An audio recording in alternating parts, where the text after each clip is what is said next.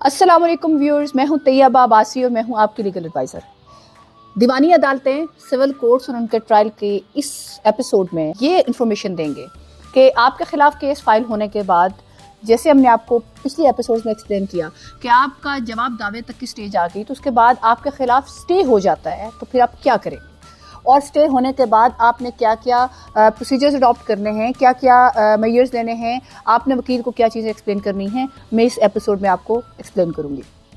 So viewers, सबसे पहले किसी भी शख्स के खिलाफ जब केस फाइल हो जाता है तो उसको जब ये पता चलता है कि मेरी प्रॉपर्टी थी, कोई चीज़ थी, कोई ऐसा एसेट था जिसके खिलाफ कोर्ट ने स्टे दे दिया, और वो आपको कौन बताएगा? आपका वकील बताएंगे, या आपकी प्रॉपर्टी है या कोई बैंक अकाउंट है या कोई एसेट है, मूवेबल है या इमूवेबल है, तो आपके पास कोर्ट की तरफ से एक नोटिस आएगा जिसके नीचे लिखा हुआ होगा कि इस हद तक ये ऑर्डर कर दिया गया है कि इसमें फर्दर इस प्रॉपर्टी को ट्रांसफर नहीं कर सकते, या इस प्रॉपर्टी की एलिनेशन नहीं हो सकती, या इसको आप बेच नहीं सकते। ये सारी चीज़ें लिखी हुई होंगी। तो वो आने के बाद आपको या आपका वकील आपको एक्सप्लेन करेगा जब वो कोर्ट से कॉपीज निकलवाता है कि आपके खिलाफ स्टे हो गया है, तो फिर आपने क्या करना। स्टेप ये है कि आपके खिलाफ स्टे हो जाता है। स्टे होने के बाद आपको नोटिस हो जाते हैं और आप जवाब दावा जमा करा देते हैं। आपका स्टे फौरी खारिज नहीं होता या डिसमिस नहीं होता, आप जवाब दावा जमा कराएंगे। जवाब दावा जमा कराने के बाद दोनों पार्टीज़ के लिए है कि जिसने स्टे लिया हुआ है और जिसके खिलाफ स्टे हुआ है, कोर्ट दोनों को पहली हियरिंग देती है जवाब दावा आने के बाद कि दोनों पार्टीज आ जाएं और जिसने स्टे लिया हुआ है वो एक्सप्लेन करे कि ये स्टे क्यों है। और अब जो है इस स्टेज पे पहला स्टे तो इंटरम जो आर्जी स्टे दिया जाता है वो तो बड़े आराम से एसेसरी डॉक्यूमेंट्स पे दिया जाता है, पर इस स्टेज पे पूछा जाता है कि अब आप डॉक्यूमेंट्री एविडेंस के साथ प्रूव करें कि आपको स्टे क्यों दिया जाए और इसको क्यों पक्का स्टे किया जाए, जिसको परमानेंट स्टे या till the decision of the case क्यों दिया जाए आपको स्टे, वो एक्सप्लेन करना होता है बीइंग अ प्लेंटिफ या पिटिशनर। जबकि डिफेंडेंट को कहा जाता है कि आप बताएं कि इनको स्टे और इनकी जो प्रॉपर्टी है इस पे स्टे क्यों ना दिया जाए, या ये प्रॉपर्टी इनकी है या नहीं है, ये स्टे गलत हुआ है तो उसके हक में आप अपने वो दें ताकि हम इस स्टे को पक्का ना करें, स्टे को डिसमिस करते हैं। ये वो स्टेज होती है जिसपे या तो स्टे डिसमिस हो जाता है या स्टे पक्का हो जाता है। पक्का स्टे का मतलब ये है कि टिल केस के डिसीजन तक,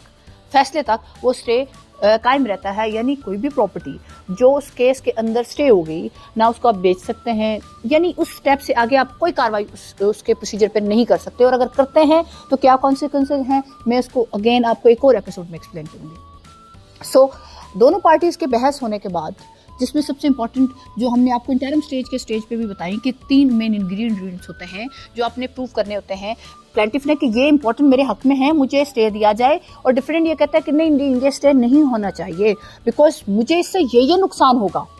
ऐसा कौन सा नुकसान है कि जो मेरा, अगर ये स्टे रहा तो दोबारा भर नहीं सकती नुकसान, ऐसा कौन सा स्टे है जिससे मेरा ऐसा नुकसान हो जाएगा कि जो पैसों से जिसकी भराई नहीं हो सकेगी, जो वक्त के साथ अगर ये चलता रहा, जैसे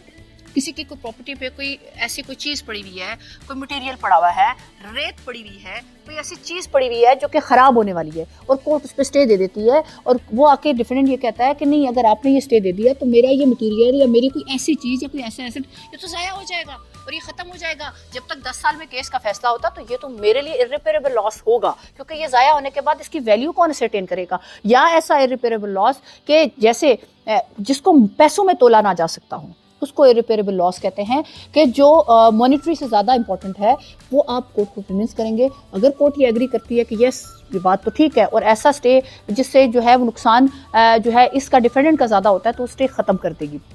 ताहम दूसरी तरफ अगर दूसरी पार्टी या प्लेंटिफ ये प्रूव करने में कामयाब रहता है कि ये स्टे होना इसलिए ज़रूरी है कि ये शख्स ये प्रॉपर्टी बेच देगा, या ये शख्स जो है इस एसेट के साथ ये करेगा, या कोई भी प्रॉपर्टी या कोई डॉक्यूमेंट या कोई चीज़ जो है उसको इस तरह छेड़छाड़ी कर सकता है, इसके साथ ये वो कर सकता है, कोई फर्दर सेल कर सकता है, कोई डॉक्यूमेंट में एडिशन डिलीशन कर सकता है, लिहाजा ये ऐसा चीज़ होगी कि अगर आपने इस पर स्टे ना दिया और 2-4 साल बाद जब तक केस का फैसला होता तो उसमें ये नुकसान हो सकते हैं, और वो कोर्ट को कन्विंस कर लेता है, तो कोर्ट एस स्टेज पे एक स्टे दे देती है जिसको हम पक्का स्टे कहते हैं, और वो स्टे या वो इंजंक्शंस जो हैं वो till decision of the case कायम रहती हैं। सो ये वो स्टेज है जिसमें आपके स्टे का फेट होता है।